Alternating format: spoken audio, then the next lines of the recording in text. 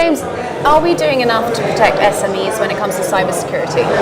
It's a challenge. Small and medium-sized businesses really a place where if I was an attacker I would go and find targets either for direct fraud or to access the supply chain for large organisations.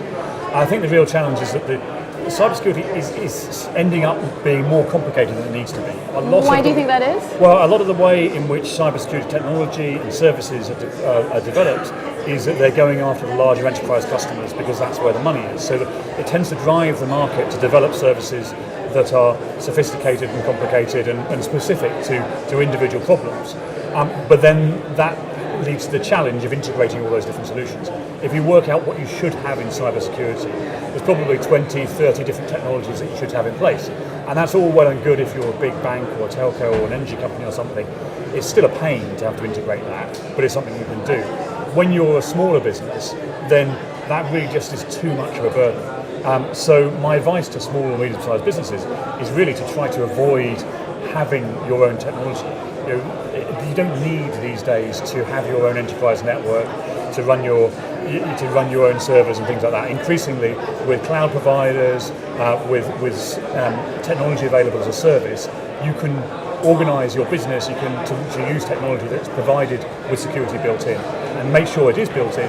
But you're better off using something that somebody else is providing for many people rather than trying to grow your own. So tell me, at a time when cybercrime is in the news every day, I mean, to say that we're not cyber aware would be false. Yeah, agreed. But breaches, cyber attacks, identity theft, they're all in the increase. Yes. And we keep on pumping money into the industry. So why aren't we getting better at this? Well, and that's a really important point. I think that the way that cybersecurity is working is that it's tending to we're spending a chunk of money, partly for those reasons of complexity I discussed, but also the place where the pain is felt and the place where the solution needed are often different. So I'm the chairman of the Intelligence Network, which is an industry initiative to understand, explain and tackle the enduring challenges in cybersecurity. The topic we're working on right now is tackling cyber fraud, and that really is showing that the people who are committing the fraud are enabled by cyber attacks. You use data that you've stolen from cyber attacks in order to commit fraud. But that happens in a completely different place from where the attack happened. So those people who are suffering the loss are not the same people who've suffered the attack. It's still painful to be subject to the cyber attack, but you don't have the same business case as you would do if you were suffering the fraud loss. So we need to work out how as a society we can shift those relationships around so that the people who have the best ability to control a problem have also got the incentives to do it without becoming draconian and creating a kind of very regulation-heavy approach, because that's been shown not to work very well. And when you say intelligence sharing, who's doing the sharing? Is that private companies? So we have around 1,200 participants in the Intelligence Network who are mostly practitioners within cybersecurity businesses or in the cybersecurity departments of large enterprises.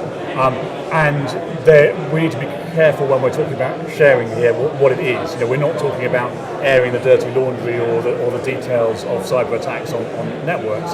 There are places where that's done. But why not? Because that's important information. It is important information, but we want people to be able to participate. And if you have an environment where participating adds to your risk, then you're not going to encourage people to participate.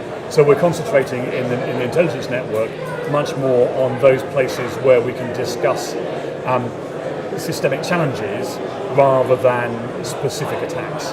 And we'll provide information into that network ourselves from our threat intelligence, and people can subscribe to those feeds. But what we want to get the collaboration on is solving the medium-term challenges rather than getting overly fixated on the latest attack. Information, indicators of compromise, threat intelligence is important, but it's quite a short-term importance. It will solve problems for this month rather than solve problems for years to come. Now, the industry is has been notoriously bad at sharing information. Right now, on a scale of 1 to 10, how good are we at sharing information? It's very patchy. So some places where it absolutely is an 8 or a 9, and where there are tight sharing circles for specific purposes in in some of the critical national infrastructure sectors, in financial services. There are really good small sharing communities, and there are places where security researchers from different security companies get together. Quite a lot of sharing goes on behind the scenes between peers without people seeing it, because that really helps to spread the knowledge. What we're really struggling with, and where we're probably down on a 2 or 3, is getting the overall level of understanding across the hundreds of thousands or millions of organisations when you get down into the small and medium-sized businesses that there are in the country. It's very hard to get away out of the specialist circles into the broad network, and that's the real challenge. And I don't think we're going to do that by sharing at that intelligence level. It's just too complicated for most organisations to deal with. We have to do that by building the learnings from the intelligence into the security services that we provide to people. Now, if you could choose one threat out there, what is the greatest threat to our cybersecurity at the moment? I'm going to take that challenge by really, rather than picking out an individual organisation or something, what we're doing at the moment is we're going through a transition where society is increasingly dependent upon digital technology. And that society is vulnerable, that digital society is vulnerable.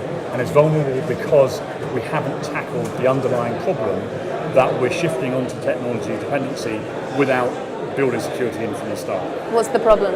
The problem is we're putting new technology in place without securing it. We're asking people to come and add the security on later. And that's a much slower and more inefficient way of providing security than building those things into the new services from the beginning. And it's understandable why. If you're selling a consumer product, you want to be the first to the market, and you want to be quick, and you want to be cheap in terms of. So people don't want to do that. So we need to be making sure that we have those people who are making buying decisions that have influence, which is mostly large corporates and government, are really challenging their suppliers to increase security through the life cycle and through the supply chain, rather than trying to layer it on over the top. So you think government has a role to play here? Well, government has a role to play in a couple of different ways. First of all, it's one of the largest buyers of technology services in the country, so it has an influence on the technology sector.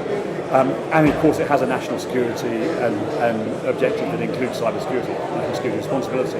I do think, though, there is a tendency for the private sector and for enterprise corporate cybersecurity to rely too much on government to solve the longer term problems. I'm trying to get us as corporate enterprise security people to take more of the burden of understanding those longer term challenges and coming up with the solutions and controlling the agenda there. Because if we just wait for government to tell us what the problem is and what the answer is as well, then we'll end up with very government-shaped answers. And I think the private sector can do more to drive security improvement over the medium term than it's doing at the moment.